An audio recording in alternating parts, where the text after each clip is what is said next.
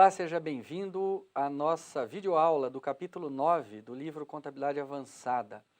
Bom, quero chamar a atenção que esse tema, operações de arrendamento mercantil, sofreu alterações agora, 2019, então é super atual. No livro você já está com a atualização contemplada para esses novos dispositivos. Então vamos dar uma olhada nesse tema que é bastante interessante e que sofreu alteração recentemente. Bom, olha só, o CPC 06, que trata de operações de arrendamento mercantil, ele teve a sua segunda revisão, que começou a ser aplicado a partir de 1º de janeiro de 2019. Você até podia adotá-lo antes, em 18, se tivesse adotado o CPC 47. Mas você deve estar perguntando, o que mudou? Como é que era antes? Bom, antes de 2008 até 2018, nós tínhamos dois tipos de tratamento, dois tipos de leasing, que a gente chama ou de arrendamento mercantil, como você queira chamar, o chamado operacional e o chamado financeiro. Bom, eles continuam. O leasing operacional, ele é aquele leasing que tem uma essência econômica de um aluguel. Então, quando você tem condições contratuais que se assemelham a uma locação, não há intenção de comprar aquele item, ficar com ele no final, etc. e tal, ele é considerado um leasing operacional. Se acontecer o contrário, ou seja, se você tem a opção de compra da máquina por um valor mais insignificante no final do contrato, se você de fato já tem elementos que nós vamos ver daqui a pouco que indicam que essa máquina no fundo é um financiamento com o nome de leasing, então esse leasing chamado financeiro é o que tem características de financiamento, ok? Bom, só que o que aconteceu em 2019? Antes você tinha o seguinte, tanto o leasing operacional como o financeiro, eles tinham tratamento diferente. O leasing operacional era considerado um aluguel, portanto, resultado do exercício. Então você colocava uma máquina, as prestações que você pagava, você lançava no resultado do exercício, né? Você é arrendatário. O arrendador lançava a máquina no ativo dele e como receita as prestações recebidas do aluguel, receita de aluguel. No leasing financeiro, a norma de 2008 dizia o seguinte, você tem que ativar esse bem. Então, ao invés de você jogar no resultado as parcelas como era antes de 2008, você passa a reconhecer um ativo máquina, por exemplo, e um passivo de arrendamento a pagar. Você vai depreciando essa máquina e você vai pagando esse arrendamento. O arrendador também mantinha como um recebível o valor da máquina e reconhecia a receita de juros ao longo do tempo. Muito bem, a grande mudança foi aqui. Agora nós passamos a ter um único modelo de contabilização. Então, se for considerado um leasing, um arrendamento mercantil, no arrendatário vai haver apenas um modelo de contabilização, qual seja, você vai ter que ativar esse leasing. E no arrendador continua tendo dois modelos, um financeiro e o outro operacional. Vamos ver mais detalhes aqui. Bom, então a grande mudança é que o leasing operacional que o arrendatário lançava no resultado, passa a ser reconhecido no balanço se for considerado leasing operacional. Por que essa mudança? Vamos procurar entender. Olha, em 2008 houve uma crise financeira muito grande, empresas que tinham balanços bons quebraram e estudos apontam do IASB que passivos enormes de aluguéis em longo prazo que estavam ficando fora do balanço. Por quê? O aluguel era tratado como despesa. Então imagina que eu tenho uma empresa aérea, por exemplo, e todas as minhas aeronaves são provenientes de contrato de aluguel. Então veja que interessante, eu não tinha no meu balanço nenhuma aeronave no ativo e também não tinha registro de passivo. E às vezes os contratos prevêem multas pesadas se a empresa não pagar. ou que elas têm que honrar, que o contrato é para 10, 15 anos. Dessa forma, eu só ia reconhecendo a despesa do resultado do exercício. Então, olha só, o IASB estima que existem 3,3 trilhões de dólares de compromissos dessa natureza. E que desses 3,3, 85%, ou seja, 2,8 trilhões de dólares, não configuram nos balanços das companhias. Olha o problema aí, um passivo oculto enorme. Por isso a mudança. Então, qual é o objetivo dessa mudança? É dar real comparabilidade sobre as despesas de aluguéis e mais transparência sobre a saúde financeira das empresas. Bom, olha só, na celebração do contrato, a entidade deve avaliar, então, ela deve fazer um teste se aquele contrato é ou não um arrendamento mercantil. Se for, estamos falando aqui no caso do arrendatário, se for, ela vai reconhecer o ativo, mas aí outra mudança, ela não vai mais reconhecer o ativo máquina, o ativo veículo, o ativo instalações industriais, ela vai reconhecer um direito de uso, é o que eles estão chamando de right of use. Então, sendo um contrato de leasing agora, no arrendatário terá que sempre ser reconhecido um ativo direito de uso. Vamos ver como é que é o teste, olha. É muito simples identificar um contrato. Você tem que fazer perguntas, isso aqui está no CPC. Primeira pergunta é o seguinte, nesse contrato, existe um ativo identificado, eu consigo ver um ativo? Se a resposta for não, então não é um contrato de leasing e você vai lançar como o quê? Vai lançar como uma prestação de serviço normal. Então pode reconhecer no resultado do exercício. Se a resposta for sim, tem um ativo. Vem uma segunda pergunta. O arrendatário obtém os benefícios econômicos? Quer dizer, eu estou colocando essa máquina na minha empresa, eu vou obter benefícios econômicos com esse ativo? Se a resposta for não, não é um contrato de leasing, então você lança como despesa. Mas se a resposta for sim, você vai fazer a mais importante pergunta. O arrendatário gerencia o uso desse ativo? Quer dizer, ele tem pleno gerenciamento desse uso, o arrendador não tem interferência em como ele utiliza? Se a resposta for não, não gerencia, então não é um contrato de leasing, lança na despesa.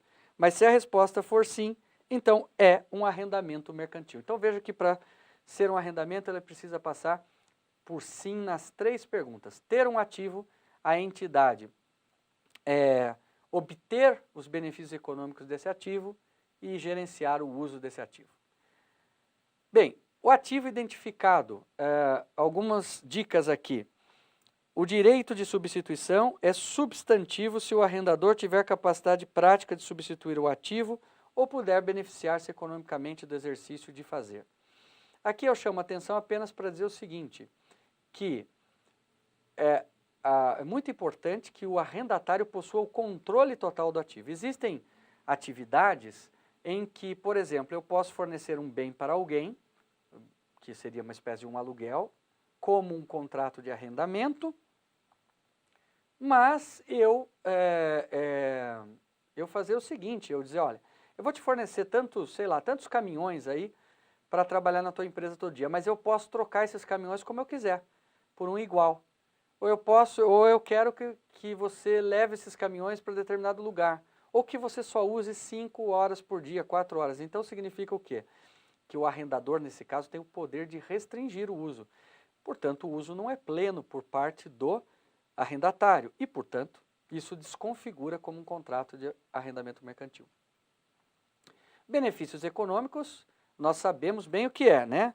Ou seja, o arrendatário vai obter toda a lucratividade com aquele bem, né?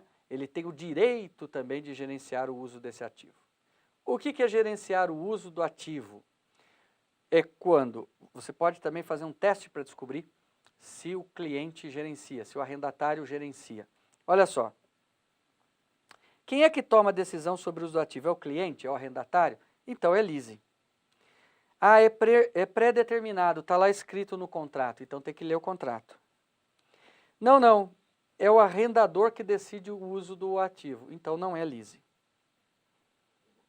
Outra coisa importante é verificar se o contrato possui direitos que protegem o arrendador. Por exemplo, especificar a quantidade máxima de utilização de um ativo, exigir práticas operacionais desse ativo muito peculiares, exigir que o arrendatário informe o fornecedor sobre mudanças na forma de uso do ativo. Se isso aqui tiver cláusulas de direito de proteção, isso pode desconfigurar o contrato de arrendamento mercantil. Outro ponto importante é que você não precisa reconhecer um contrato de leasing operacional se ele for de curto prazo, entendido como curto prazo até 12 meses da data do balanço, ou até o final do exercício seguinte, ou então forem o arrendamento de ativos de valor baixo. A norma não especifica o valor, lá no exterior é $5.000, mas no Brasil não houve especificação. O que entende-se de baixo valor são itens como tablets, aparelhos de telefone, esse tipo de coisa. Tá? Olha lá, então nós temos até aqui alguns exemplos, tablets, telefones, pequenos mobiliários, seria isso. Aí nesse caso, você pode jogar direto para o resultado do exercício, não precisa ativar. Outra coisa importante é que um contrato de arrendamento mercantil, ele pode ter vários componentes. Então, você tem que separar os componentes de um contrato. E alguns podem ser componentes de arrendamento e outros não arrendamento.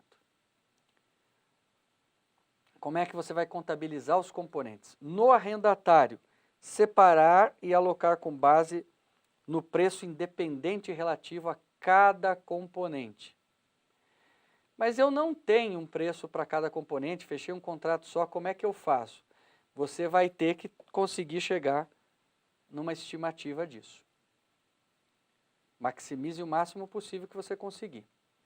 O arrendador separa e aloca de acordo com o CPC 47, itens 73 a 90. A base é o preço independente de venda, caso haja. Outra coisa importante é que despesas para tarefas administrativas ou custos associados ao contrato não são componentes separados do arrendamento mercantil, né? Eles são parte do pagamento total do que uma empresa aloca para os seus componentes identificados. Então, você deve alocar nos componentes identificados de arrendamento. Vamos ver um exemplo que fica mais claro da gente entender. Vamos imaginar um exemplo aqui no arrendatário. Como é que nós vamos contabilizar? No ativo eu vou reconhecer um direito de uso, no passivo uma obrigação de efetuar o pagamento. E no DRE eu vou depreciando o ativo e reconhecendo os juros. Outra mudança importante é que os juros antes, nos contratos de leasing, nós fazíamos em base sistemática, né? Agora não, é a alíquota taxa de juros efetiva. Vamos já dar um exemplo aqui para ficar mais claro. Como é que eu faço a mensuração inicial do ativo no arrendatário? Bom, o valor que eu vou ativar, que é o direito de uso de alguma coisa, direito de uso de uma máquina, direito de uso de um carro, direito de uso de um bem qualquer, é o valor da mensuração inicial do passivo de arrendamento. Então você tem que descobrir qual é o passivo total, a valor presente, é o valor, esse valor, mais custos iniciais que eu tenha para deixar esse ativo operando, mais pagamentos adiantados que eu possa já ter feito, mais custos estimados de desmontar e remover e restaurar caso haja esse ativo, e menos incentivos de arrendamentos que eu tenha recebido. Isso tudo vai compor o direito de uso. E o passivo inicial? É o valor presente dos pagamentos, mais o valor presente esperado no final do arrendamento. Já nos balanços seguintes, como é que eu trato o ativo? É o custo, mantenho ao custo, menos a depreciação, vou depreciando. E tenho que fazer impairment test. E o passivo é o custo amortizado, eu vou amortizando a dívida e reconheço pela taxa de juros efetiva.